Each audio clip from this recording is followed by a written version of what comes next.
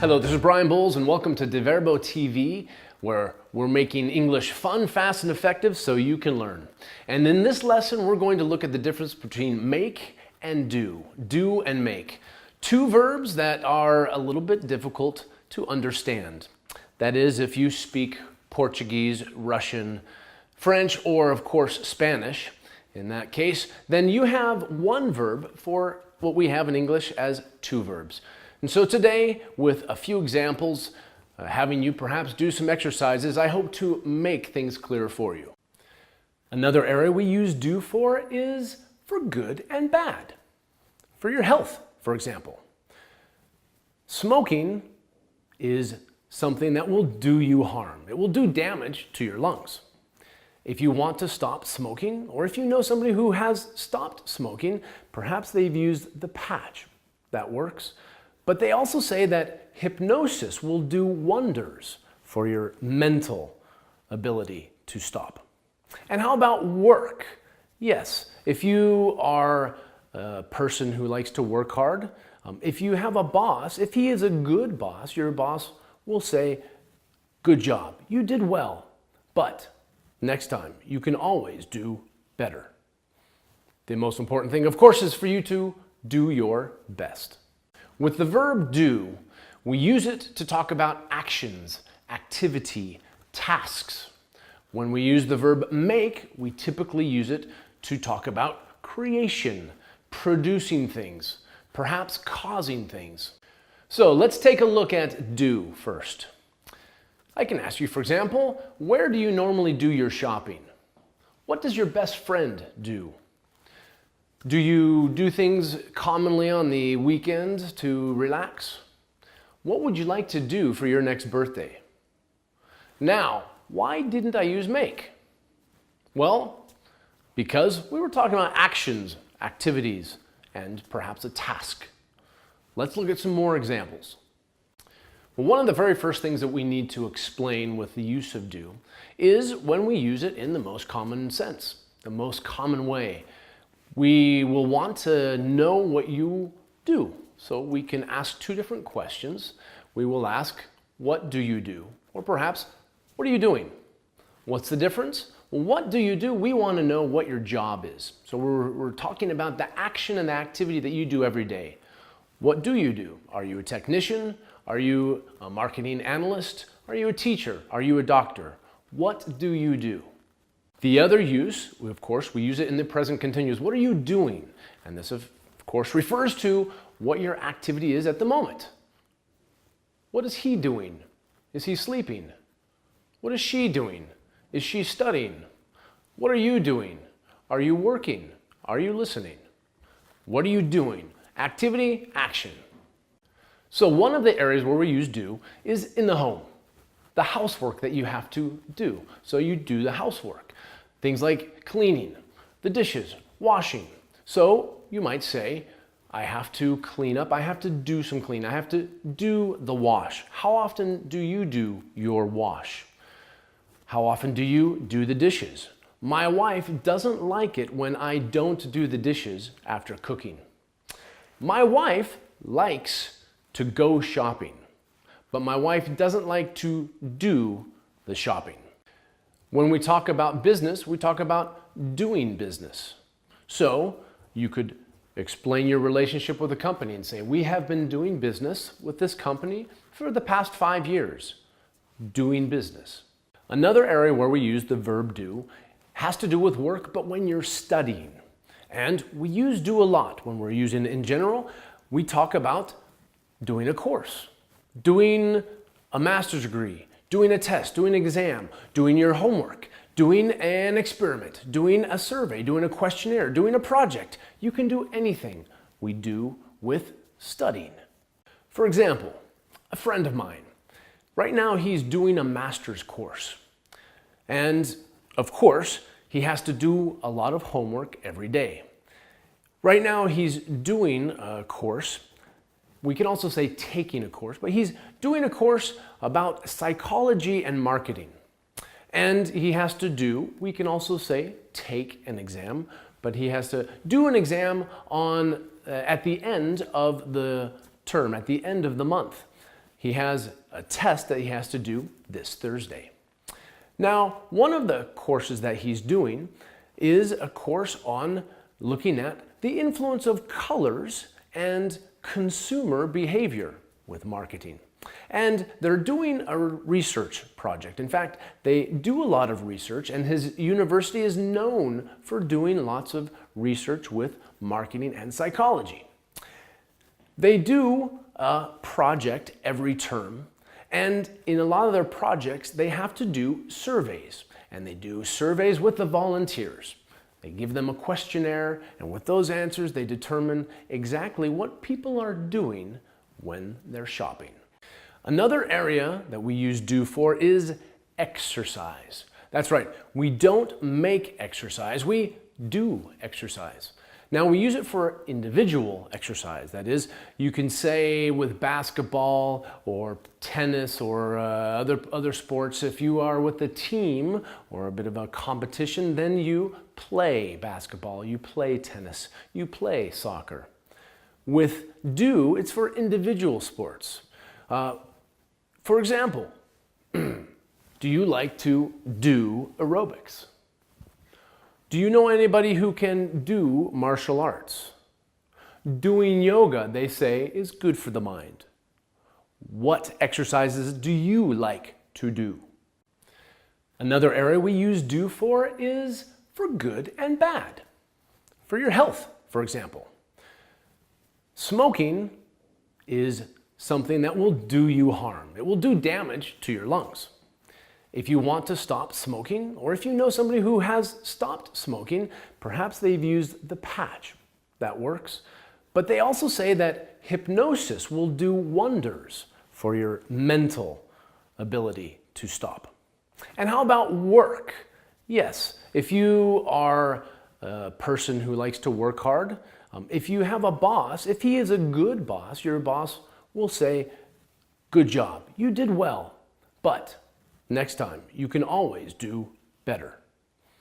The most important thing, of course, is for you to do your best. And of course, we also use do for, well, everything, nothing. Well, we use it for the extremes and everything in between. For example, Michael Jordan, when he played in the NBA, he could do nothing wrong at his best, at his top of the game moment. And he would do everything possible to win. Now, you and me, we're a little bit more normal perhaps. Okay, you can't do it all. But don't just sit there and do nothing. Do something. Do anything. Do whatever you want, but as Nike says, just do it. So let's look at make. Make we use, of course, for things that we are creating, producing. We usually think of using our hands, and of course, think of the food that you make. What are you going to make for dinner tonight? Have you ever made a cake yourself?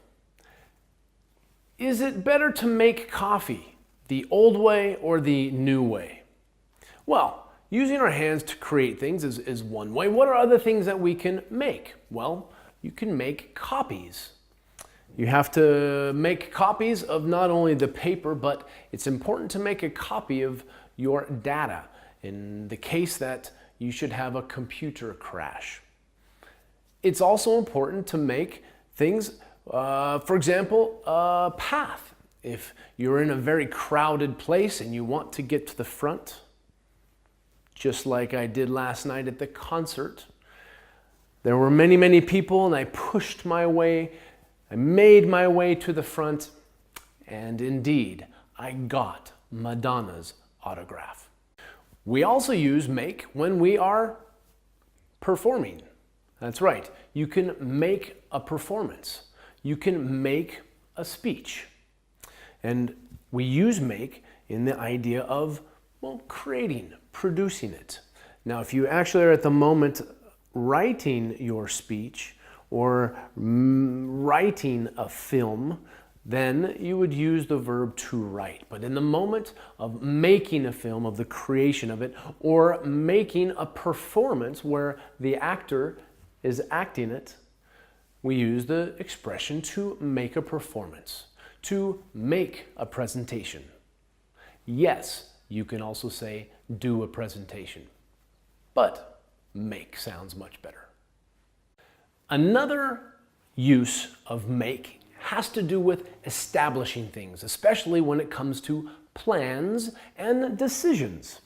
For example, right now my wife and I are deciding on where to go for our holiday this summer.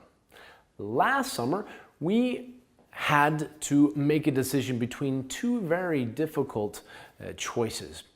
You see, my wife and I, we've made a commitment to each other to travel to somewhere exotic at least once a year. And last year, we made a list of the top 5 places.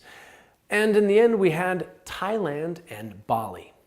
Now, to make a choice between these two places was difficult, but in the end, we made the decision to go to Thailand. And after making that decision, we of course had to make all of the reservations, and we made some phone calls to decide where and how many shots and vaccinations we were going to need. Of course, we couldn't travel before August 5th because I had already made an appointment with the dentist. In the end, we had a fantastic experience in Thailand. This year, we're hoping that we go somewhere else and make the most of our time. Kap kung kap. Speaking of making the most of, another area that we use make for has to do with achieving something or acquiring something. And we use the expression to make the most of. To make the most of your time. If you have only one opportunity, you have to make the most of that opportunity. We use achieving and acquiring as another way of using make. For example, to make something out. It's hard to make out what I have written. It's hard for me to acquire the visual meaning of what I've written. My notes are very, very messy. To make out something when you're not quite sure and you have to decipher, to make out. And of course, we use make with business too. For example, when you decide on that final purchasing price, you make a deal. You decide on the contract, you make a deal. You make money in business.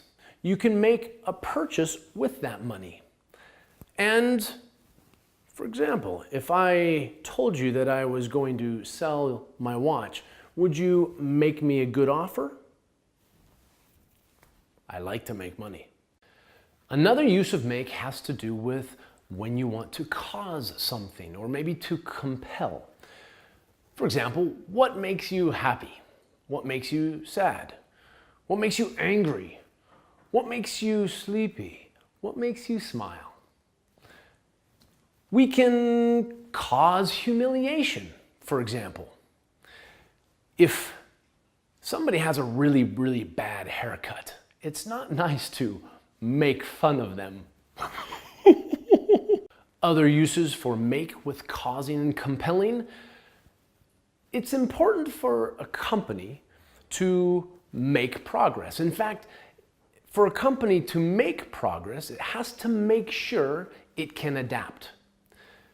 It has to make an effort to be flexible. And this can make a big difference. Because it will make it possible for the company to keep up with the competition or make a move and be ahead of the competition. Other uses of make. For example, noises. Things make noises. If your car is making a funny noise, I recommend that you take it into the shop. Laws. You know, they make a lot of very strange laws. And historically, there are laws that they made that still exist. For example, such as in Arcadia, California, where it is the law that peacocks are allowed to have the right of way to cross any street, even your driveway. As we mentioned before with do, we have a lot of things that you do with your housework, except to make your bed. I hope you made your bed this morning. Well, now English wouldn't be English if we didn't have a little confusion for you. And yes, we have an expression that uses both make and do. We say to make do with. And what it means is when you have very limited resources and you have to manage with a lesser amount of what you have. For example, if you want to take a beautiful holiday and you look at the catalog and you find a wonderful package holiday for 5,000 euros per person, but you only have 2,000 euros per person to spend, you have to make do with the money that you have and probably make a decision to find a better holiday. Well, speaking of having less, we are out of time. And we know that you have a lot of expressions here to practice. You are going to have to do your homework, to study hard. I wish I had more time to explain everything. It would make a difference. But you have to make do with what little time we have here. Thank you very much. You've been watching Di Verbo TV. I smell somebody making lasagna.